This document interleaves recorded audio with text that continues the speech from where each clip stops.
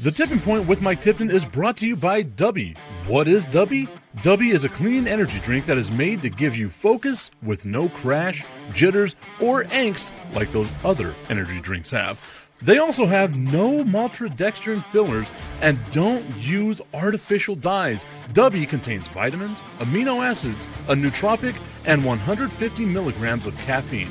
Dubby's products are made in the USA in an FDA-inspected facility that strictly adheres to GMP manufacturing guidelines. All of the flavors are unique and custom-made by Dubby, and you'll never taste our taste anywhere else.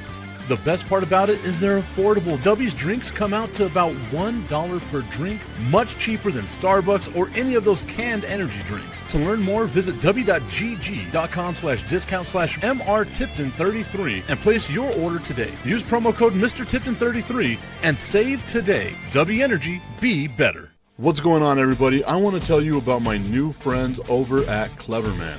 Visit them online at becleverman.com. What they gave me was the energizing face and beard scrub along with the Cleverman face scrubber. And trust me when I say this, the energizing face and beard scrub smells amazing. Combining it with the face scrubber, making sure that your boy was looking as good and sexy as possible, opened up a whole different sensation in my face that I haven't ever felt before. I felt so clean, so fresh, and so clean, like Outkast said, and it helped me feel like I was ready for my day. Make sure you visit them online at becleverman.com and follow them on Instagram at clevermannyc. The link is up in my bio if you want to check out all the amazing products they have. Visit them online, becleverman.com.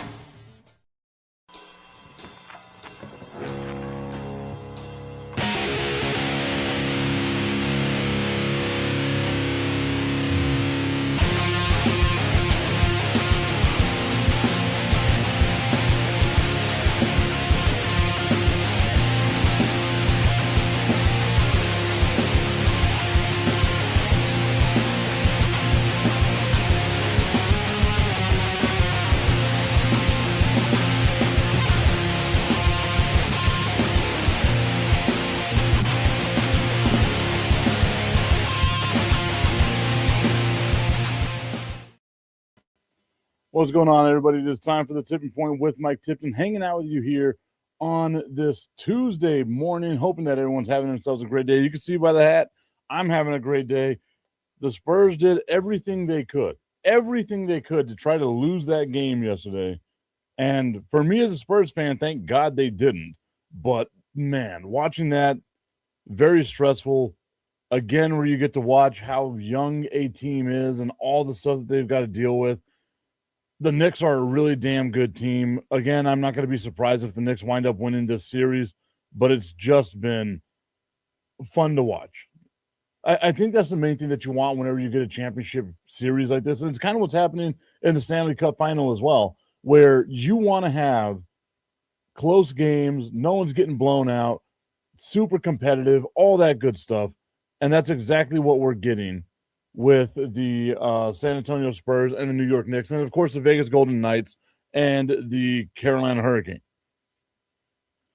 But again, Tuesday morning, the show is your guys' show. Let's see what you want to talk about. You know me, I'm going to get the show started the way that I want to start the show, which is going to be talking about our San Antonio Spurs, my San Antonio Spurs. I can't say our San Antonio Spurs, but my San Antonio Spurs.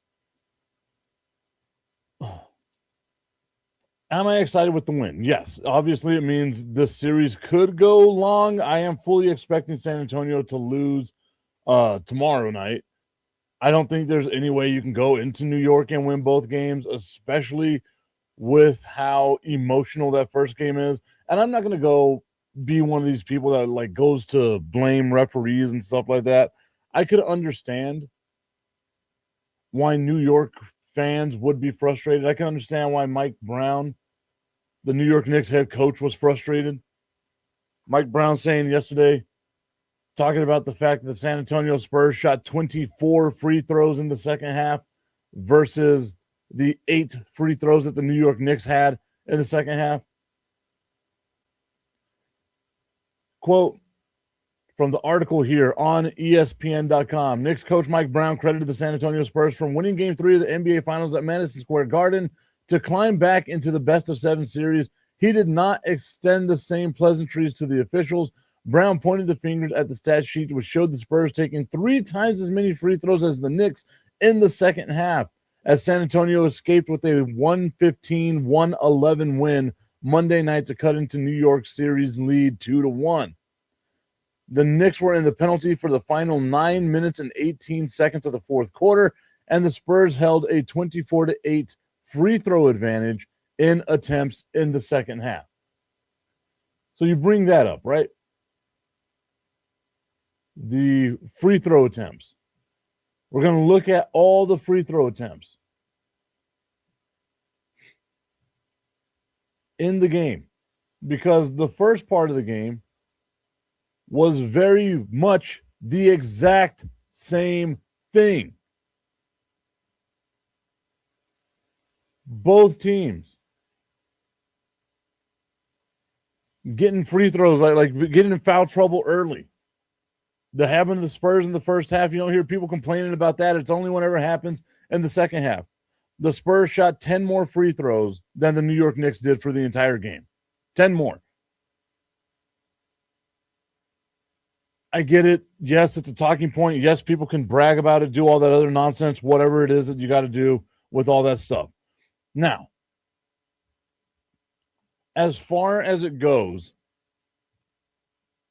wanting to say, okay, there was a free throw edge that gave the San Antonio Spurs the advantage, blah, blah, blah, blah, blah, fine. I get that. You expect fully the home team to get the calls, and I'm fully expecting the home team to get the calls on Wednesday, especially following the Knicks coming out here and complaining about this. It was not as egregious as what happened in Oklahoma City. It was not as blatant as what happened in Oklahoma City. You looked at each and every one of those fouls that happened whenever they show them on replay. You look at each and every single one of them, and you realize, oh, yeah, no, that's a foul. So what Mike Brown is complaining about is the referees getting it right. Should Jalen Brunson not be in foul trouble whenever Stephon Castle is running by him and he just grabs his arm and spins him around? Yes, Wemby got away with a little bit of a push. But that's what happens whenever you're a little guy going into the big guy's world. You heard Shaq talking about it. Get that little guy out of there. Brunson wants to go up and start bodying you. My favorite part about that whole part was whenever Wemby pushes him and Jalen Brunson turns around and tries to get up in Wemby's face, and Wemby just starts laughing like, what are you going to do?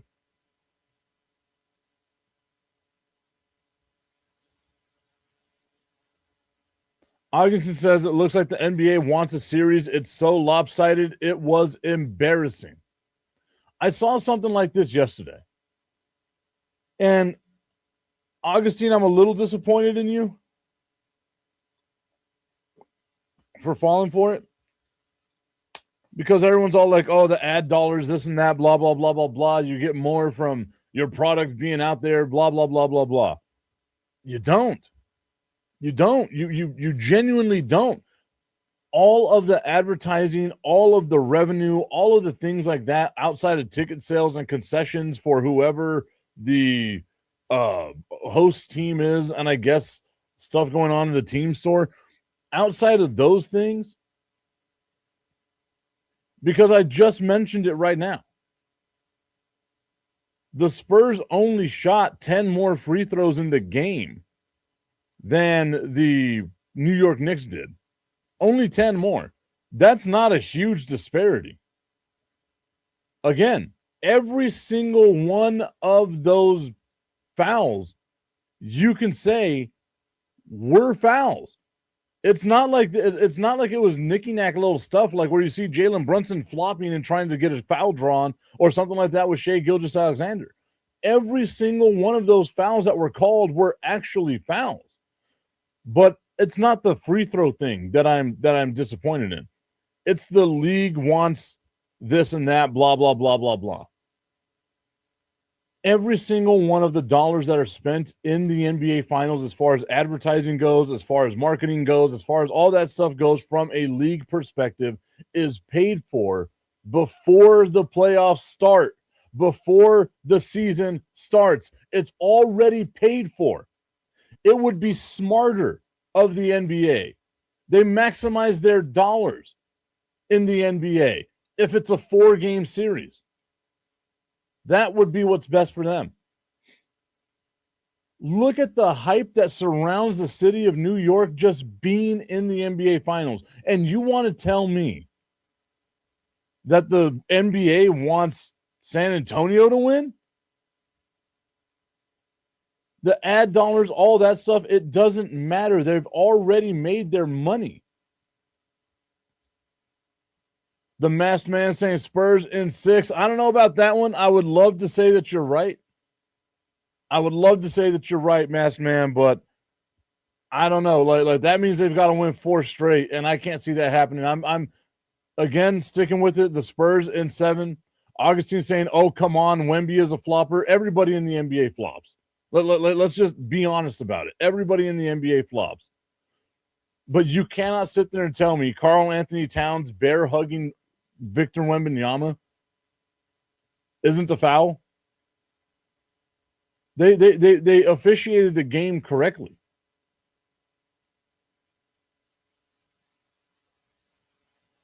So let's look at it like this.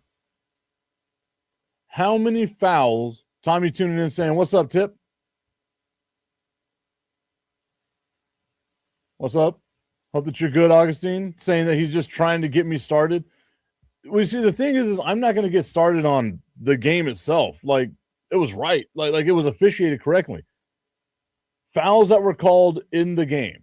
Fouls that were called in the game. San Antonio had 21 fouls called on them. The Knicks had 23 fouls called on them.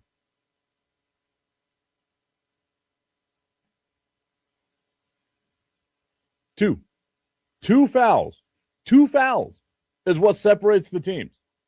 Sure, you can say free throw disparity, but shit, man, that's what you get when you foul dudes that quick. Tommy's saying he saw plenty of fouls not called the other way too. I think that was the thing is what I love so far about this series, Tommy and Augustine and everyone else that's over here watching in the chat and all that good stuff. Thank you, one. But what I've loved about this series is that they're letting them be physical. It's just that the fouls that New York had were dumb fouls, right? Like only 2 fouls was separated there. Only 2 fouls is what separated the teams there. San Antonio's getting theirs because they're driving to the basket. You've got, Wemby up in space and you elbow him while he's trying to get an alley-oop or something that's right there in front of the referee. Yeah, they're going to call that. Tommy's saying exactly what I'm thinking. Unless they're blatant, let them play. I'm with you 100% on that.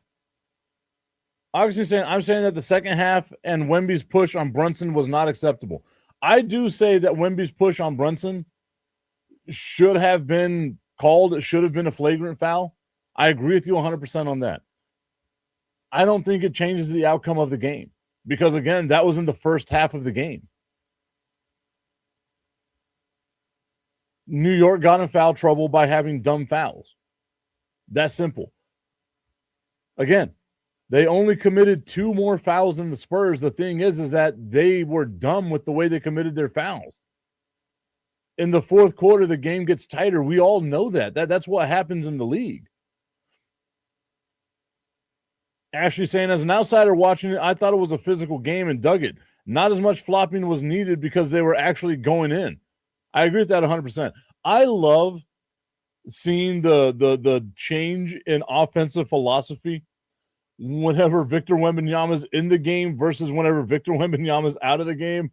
It's like, yeah, we'll go to the basket, but we're not going to shoot around the basket. Like, we'll dribble, penetrate, but it's passing out.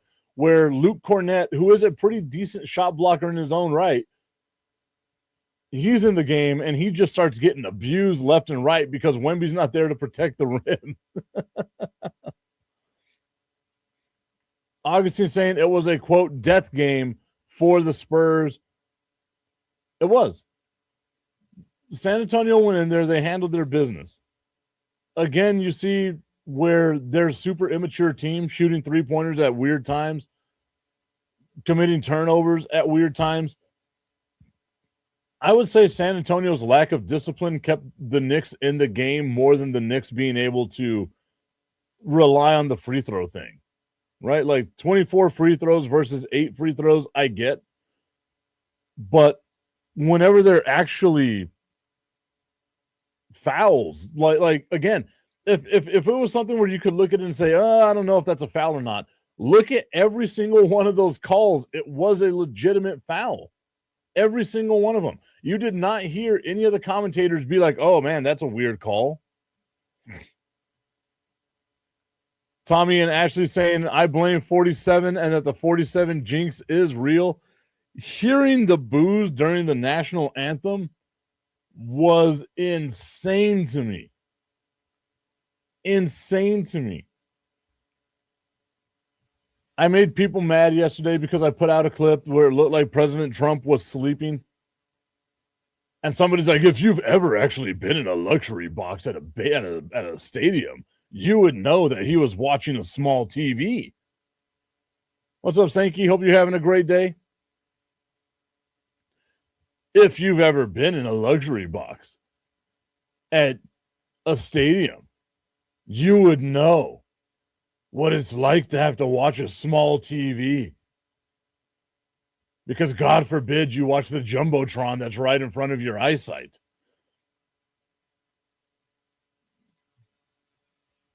So August is saying we own luxury boxes. Come on. Exactly. Exactly. If you look at where he was sitting, and I was going to do it, but it's not worth getting in a conversation with somebody that ridiculous.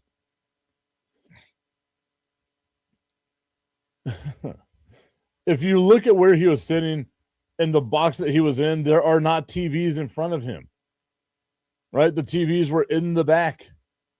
That's just how it goes. Sankey says, hi, bro. What's up, bro? Hope that you're having a good time, Sankey.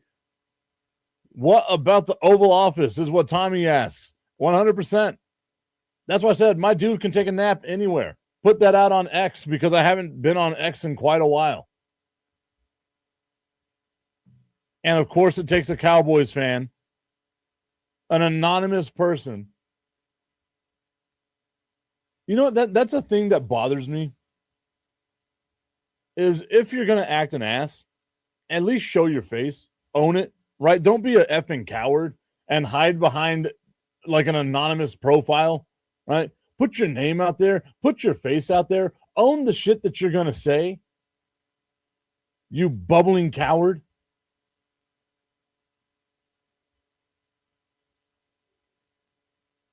Oh, okay. I heard something happen. I was like, what the hell is going on? Something's going on out there, guys. Maybe the ghost is back. It's not the ghost. But, yeah. Sorry. Just so dumb. So, like, old boy was asleep. He's 1,000 years old. He's 1,000 years old. Let him fall asleep. You don't have to sit there glazing him.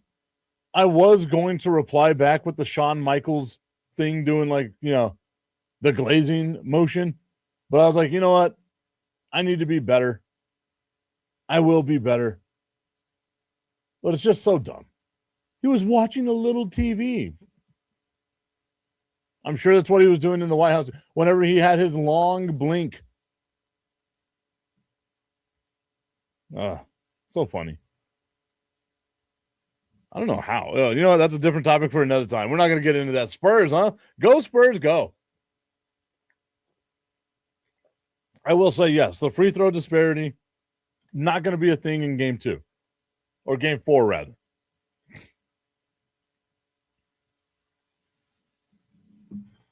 I'm going to look at something real quick. We're doing research. Hoodie's favorite thing.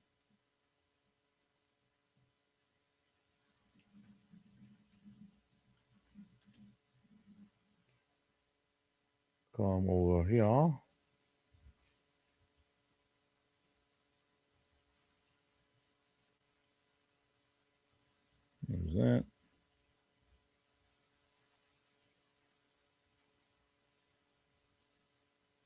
So there was no complaint when the Knicks shot more free throws than the Spurs in game 2. Let's go over to game 1. Let's see if we can't find game 1.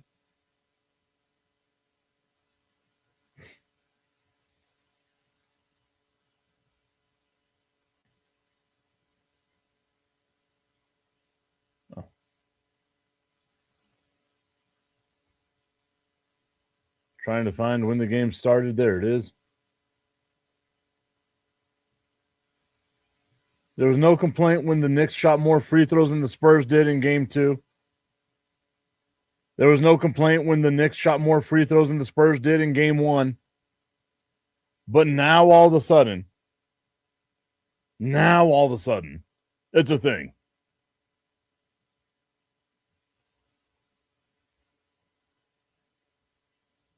And the Knicks in those 2 games have shot more free throws than the Spurs did in their 1 game yesterday. I get it, man. I get it. You want to find something. You got to find something. That's obviously what it's going to be, right? The Spurs shot more free throws in that 1 game than the Knicks did. Wah. Go cry about it. Augustine saying the country wants the Knicks to win.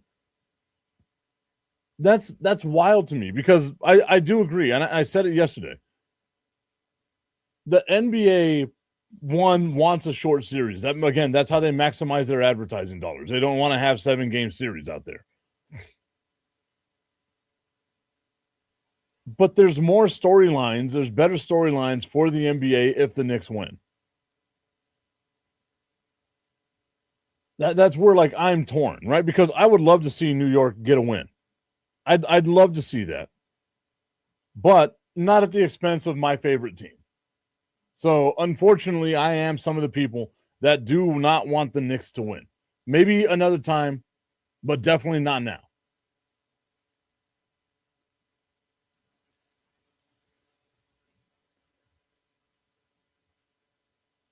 I'm loving it, though. This has been a very fun NBA final. It really has. And sure, you can complain, I guess, a little bit about the free throws. I think it's a non-thing. Again, 2 fouls. 2 fouls throughout the game is what separated them. The Knicks had 23 fouls called on them. The Spurs had 21 fouls called on them. Not a huge disparity, guys. But the thing is whenever you're settling for outside jumpers and you're not attacking the basket because you got a 7'5" alien in the paint, you're not going to get free throws. It just doesn't happen that way. All of us have watched basketball before. No, you go into the paint, you go up for a layup, you get fouled, you go to the free throw line. There's not a shot blocker for the New York Knicks. Mitchell Robinson clearly hurt with that right hand. Karl Anthony Towns is a defensive presence, kind of, but it wasn't like that, right? Tommy's saying, I want the Knicks to win. I don't care which team it is in the East, anybody but the Spurs.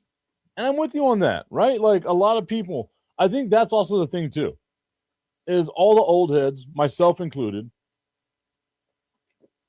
were thinking you know what? San Antonio's got to go through the growing pains and all that good stuff. If the Spurs somehow find a way to win this series, win the NBA Finals, without going through those growing pains that we've seen every other team in the history of basketball go through, then it kind of shakes the system, right? It's a middle finger to the system. It's rage against the machine type stuff. It's not normal for that to happen. It just really isn't. So if the Spurs were able to win this NBA Finals, it would be going against the grain. And I told you all yesterday, you know what my mindset is already. There's a part of me that kind of wants the Spurs to lose. One, because it'd be great to see the Knicks get a championship. They could finally shut the hell up. And 2, imagine how that motivates Victor Wembanyama. He's already a freak of nature when it comes to that type of stuff. But imagine what it does to Victor Wembanyama. Now you got the rest of the team going through that as well. Dylan Harper, this rookie, Stephon Castle in his second year. There's a lot of stuff there. Ashley saying, is this the Spurs team? Is this Spurs team the first without Pop? They all look super young. Would be a great storyline for winning. Not a big basketball fan, so excuse the noob question. Yes, it is. As a matter of fact, last year was the first year that Greg Popovich did not win or did not coach the San Antonio Spurs going all the way back to 1996. So it's not a noob question at all. It's really that way, right? Like, this is only their second year with head coach Mitch Johnson. And the thing is Mitch Johnson didn't start the year last year as a Spurs head coach. It was Greg Popovich. Popovich has a stroke, I want to say like a week into the season. Mitch Johnson takes over, and it just keeps going on like that. Popovich, at the beginning of this year, announced his retirement and did his thing. Tommy Canazza saying, calm down, Tip. He's not Jordan or Kobe whenever it comes down to the way that it motivates Victor Wembanyama. The dude missed the playoffs for 2 years in his career and went to go see monks to learn how to control his body better. Spent, 60 days in a monastery in China so that he could understand his body better, so that he can learn how to meditate, so that he can learn how to be more pliable and avoid injuries, the thing that was happening to him that helped keep him out. You say he's not Jordan or Kobe. Do I need to bring up what he did to Chet Holmgren, who beat him in a 16-U world basketball game and won the MVP? And he has hated Chet Holmgren ever since that day. And we saw in the Western Conference Finals the way that he just destroyed that man's ego. You can say he's not Jordan or Kobe, but there's a lot more Jordan and Kobe inside that man than there is LeBron James inside that man.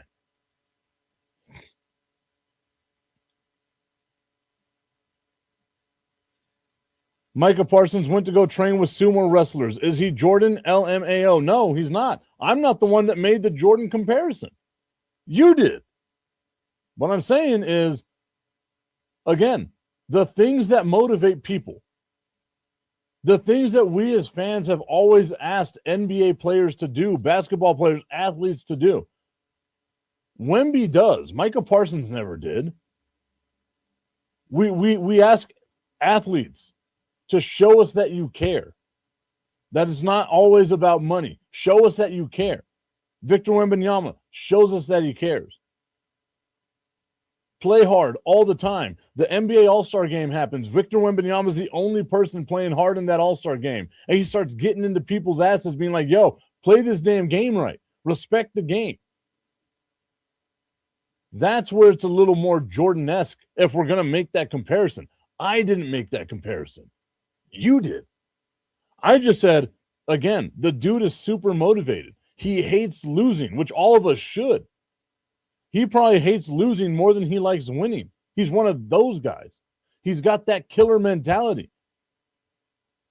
Again, he's only 22. Let him grow and become a little bit better, and then we see what happens in the future. What I'm saying is, the kid loves basketball, and he hates losing. Very few people we can say are that way. It's Jordan, it's Kobe, it's probably Jerry West, right? There's much more Jordan in Victor Wembanyama than there is LeBron in Victor Wembanyama. And I hate to be the guy that's like, oh, LeBron this, LeBron that. LeBron didn't care about the way that Jordan and Kobe did. He was extremely gifted, is extremely gifted.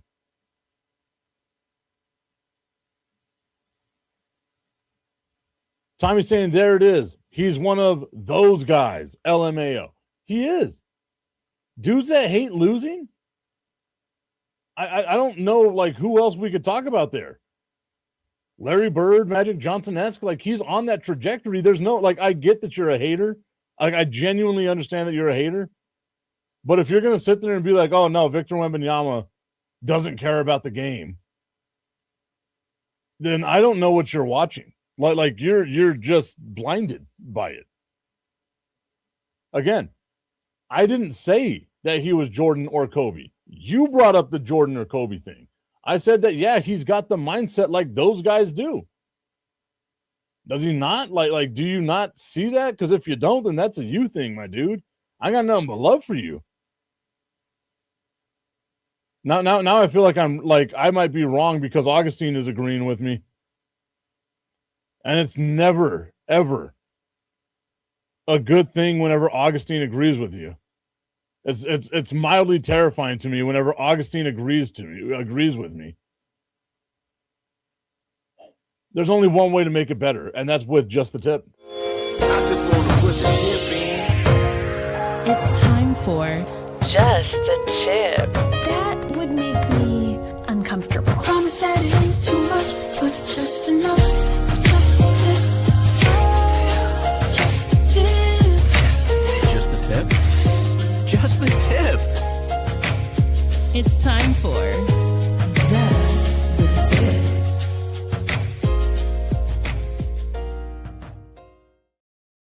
Just the Tip is brought to you by our friends over at www.myhappynuts.com. As you know, it's rocket science for where the sun don't shine. Guys, there's all kinds of deals that you can get right now to make sure your boys are feeling as fresh as they possibly can during the summertime. All you got to do is go to www.myhappynuts.com. Make sure that you use promo code Mike Tipton at checkout so that you can save, and then check out all the bundles they have. They've got the Big Wood Energy Bundle.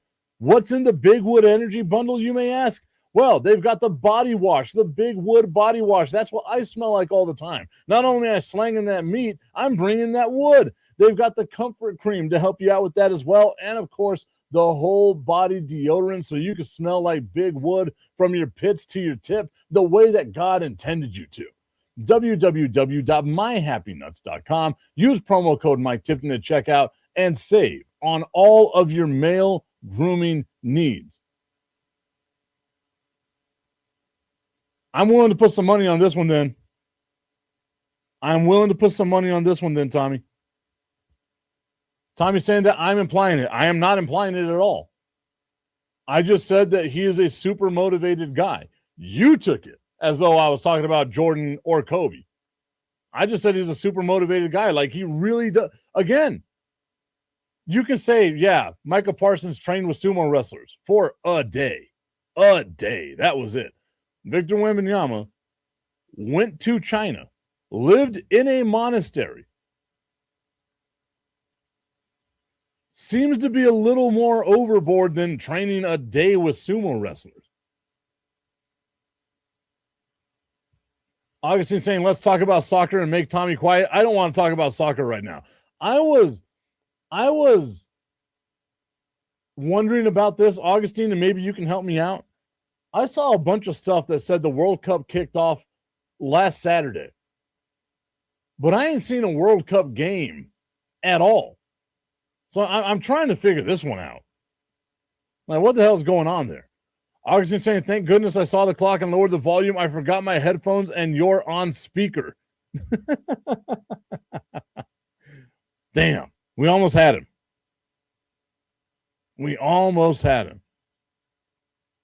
It's Christ, the amount of work emails I'm getting right now.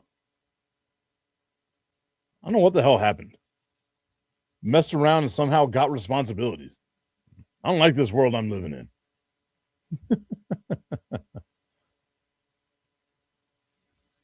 Augustine says, no, it kicks off this Thursday at 1 p.m. Mexico versus South Africa World Cup debut. I saw that, but I also, like, someone told me, like, soccer people, it wasn't just me. Many people were saying, lots of people, smart people were saying it, that there was something that happened on Saturday. I don't know what it was that happened on Saturday. Again, I know I'm a huge soccer guy, but I'm just not plugged in all the time. I'm too big for the World Cup. So please explain to me what had happened. Augustine saying that someone is dumb. Probably. That's what I get for going to other people for my soccer talk and not going to Augustine for my soccer talk. I just got a text from my friends right now saying, Tip, you have an excellent shot at becoming the coach of the Edmonton Oilers. Huh. Let's see what this article is about.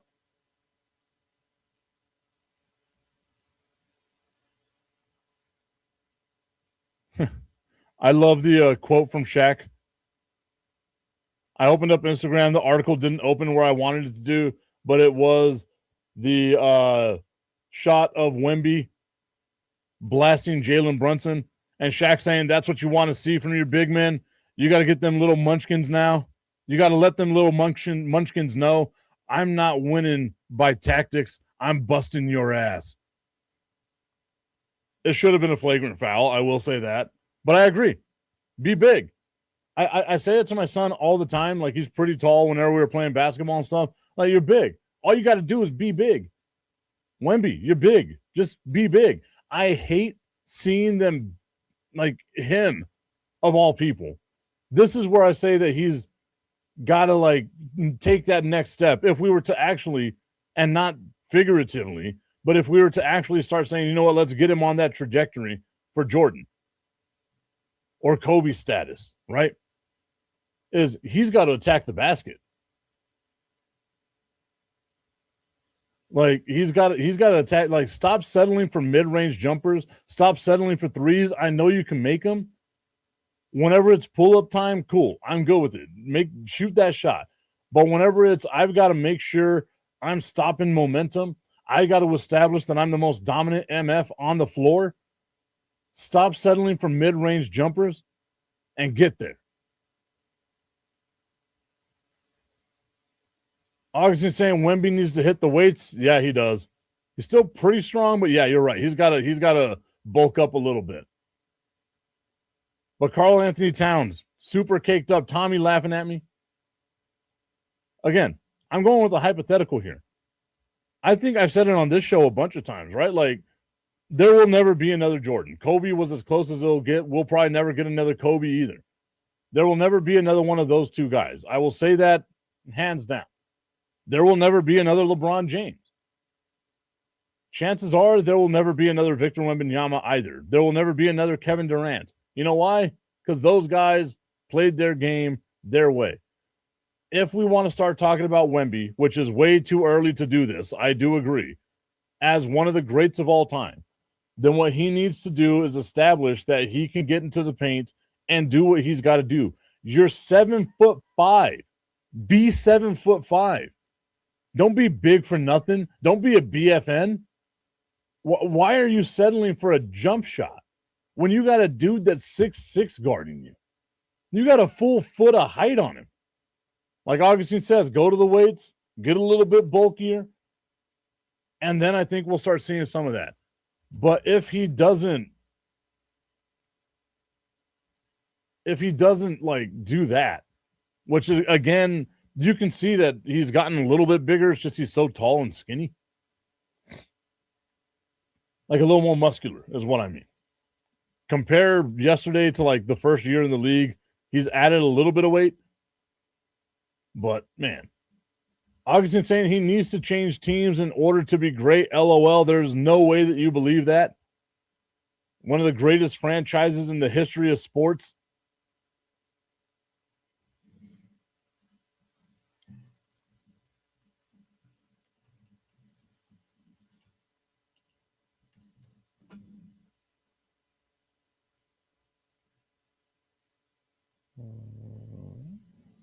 Looking up something real quick.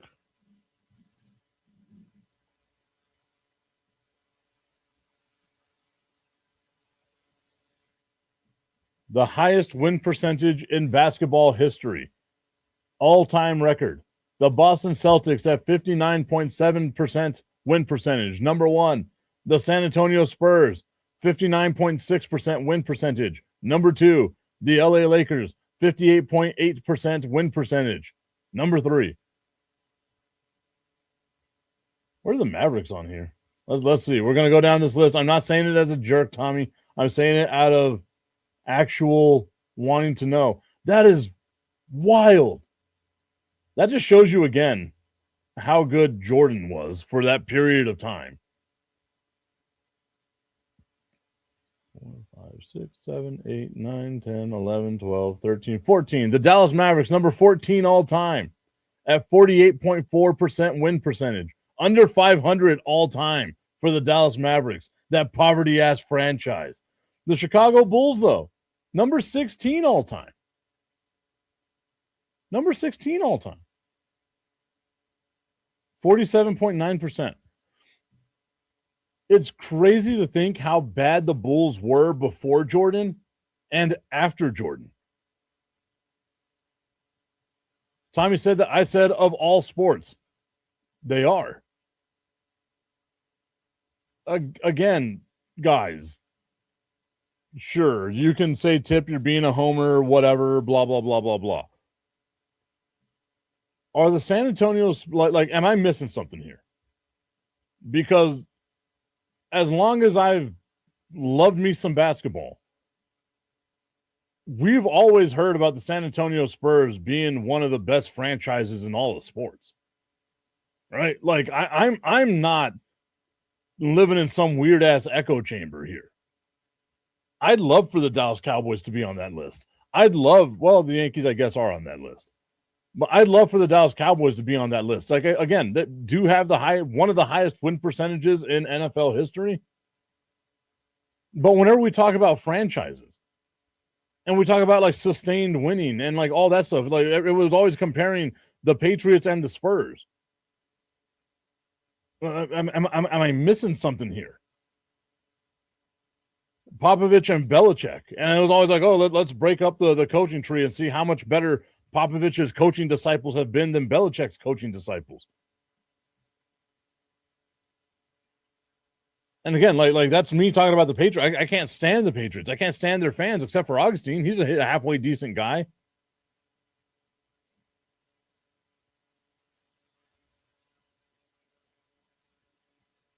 You know, I'm really genuinely thinking about that. Like, there's no way that you can look at the Spurs and be like, they're not one of the best franchises in sports.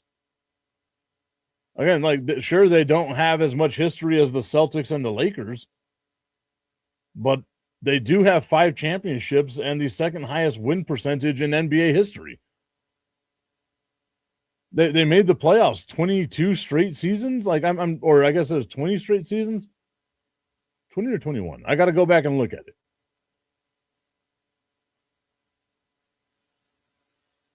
Right? Like, I maybe it is me. Maybe it's a me thing. Tip, it's a you thing.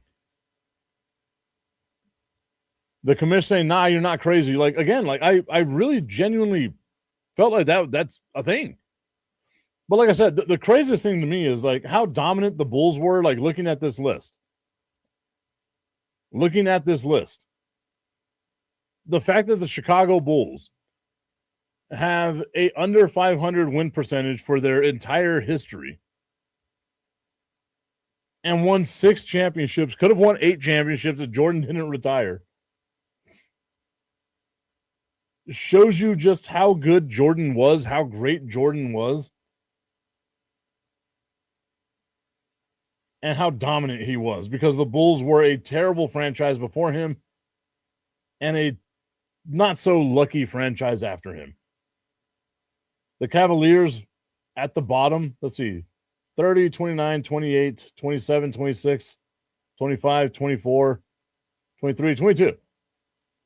The Cavaliers, LeBron James's Cavaliers, where he did spend a lot of time, with a 45% win percentage. The Minnesota Timberwolves with a 42% win percentage. I love this. I don't know why I love this, but I do love this. Memphis at the second to the bottom. New Orleans second to the bottom. The fact that the Charlotte Hornets aren't the worst team. Well, I guess it would be the Pelicans. They were the Bobcats. Michael Jordan's owned Bobcats. I got to look up like what the highest win percentage in sports is.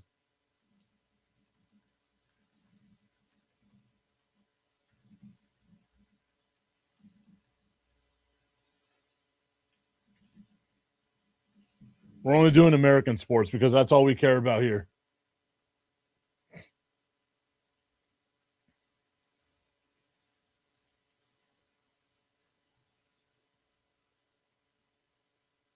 I feel like Google AI is lying to me because now it says the Spurs have the highest win percentage. 61%. But StatMuse told me otherwise.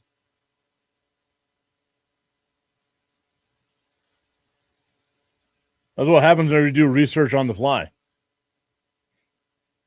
Augustine saying, yeah, he's crazy. Come on, Commish. So that's probably going to belong to the Golden Knights since they're on the verge of winning their second Stanley Cup and they're still a new franchise. That is true. I guess that's one thing that you got to look at too, is like newer franchises that have success. Like the Diamondbacks, their win percentage whenever they first started must have been amazing, right? The Golden Knights being up there. So according to Google AI, which again, I'm not, which again is weird looking at this, because I know, like, okay, so they have the Dallas Cowboys with the highest win percentage in NFL history, which I know it bounces between them and Baltimore. But San Antonio being at 61%, according to Google AI, is not, I don't think, factually correct. Then they got the Yankees at 56.9%, which I can see.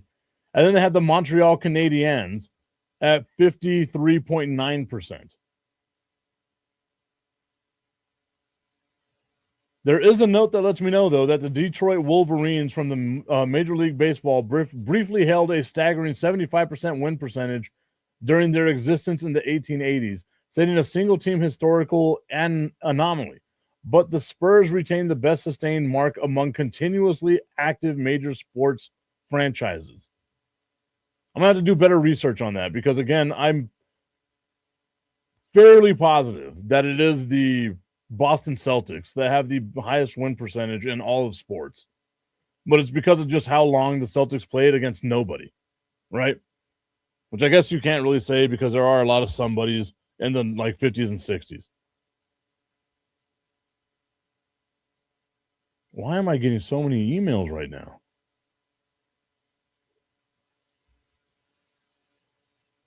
Not going to read those yet. They know my schedule. I wonder what the Golden Knights win percentage is now.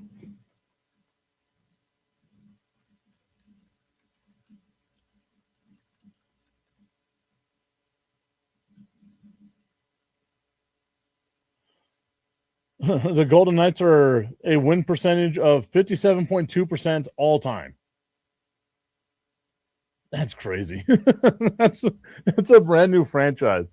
They broke the NHL so bad that the Kraken had to be just absolutely destroyed whenever they did their expansion draft. I love that so much. I genuinely do. Like, it's not something I should love, but I do love it so much. The Golden Knights, our favorite hockey team on this show. Although I don't think, Tommy, I don't know if you have a hockey team. I'm assuming Stars, maybe? Well, I don't know if you have a hockey team. Commish, I'm just going to go ahead and assume it's the Chicago Blackhawks.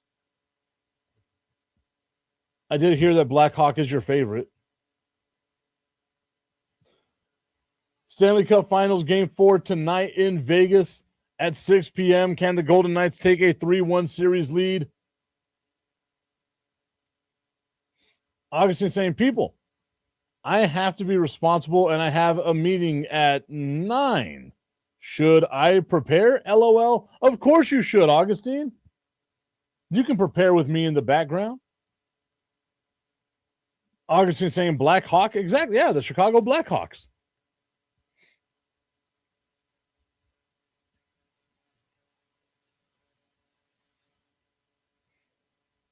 I've been excited about this. Tommy's saying if I had one, it would be the Stars, I guess. I don't follow hockey, though. Like I said, I had to start following hockey because of things in my past. That sounded very ominous. The commissioner saying he does love Blackhawk, but not the other thing. Commish, I don't see a problem with it, man. Just be you. Be you, my dude. You know I got nothing but love for you. And the rest of the people that love the Chicago Blackhawks.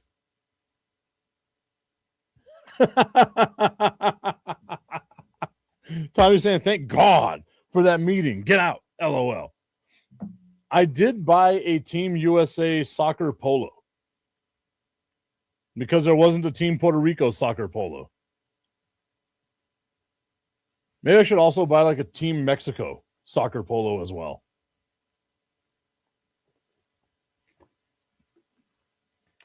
I bought khaki shorts the other day because it gets hot as hell working at a baseball stadium.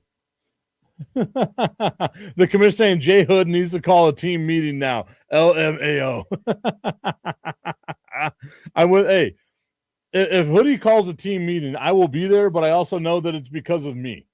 Like I created some sort of issue that needs to be fixed. But got some Hoochie Daddy khaki shorts that I've been wearing at the baseball stadium. And Tommy, it makes me think about you and your Hoochie Daddy shorts that you wear over at UPS. I've got to get some of those UPS shorts, brother. You got good looking legs like mine. You show them off. That's all I'm saying. I can't be blamed for what it is that I've been doing. Like I said, whenever the show started, Game 4 for the San Antonio Spurs, I really suspect them to wind up losing that game. It was such an emotional win yesterday, and we see the way that they bounce back following emotional wins, the way that they lost to the Knicks in Game 1. And again, the trajectory is history shows us all the time. You got to take your lumps.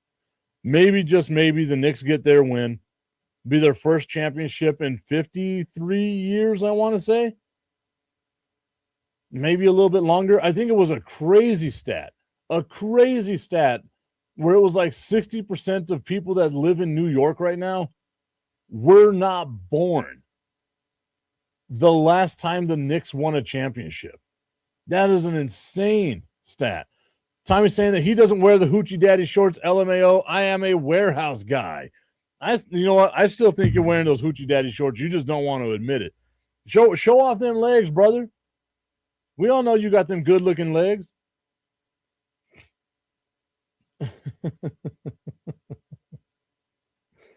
All right, guys. As always, I got nothing but love for y'all. I appreciate it so much. Remember, on Saturday, we are going to be having Fire and Ice. I'm inviting all of you out there to hang out with us as we, I don't want to say it's a memorial thing, but it's we're just wanting to get a bunch of people out there to show love to our guy, David Halpern, who passed away last week.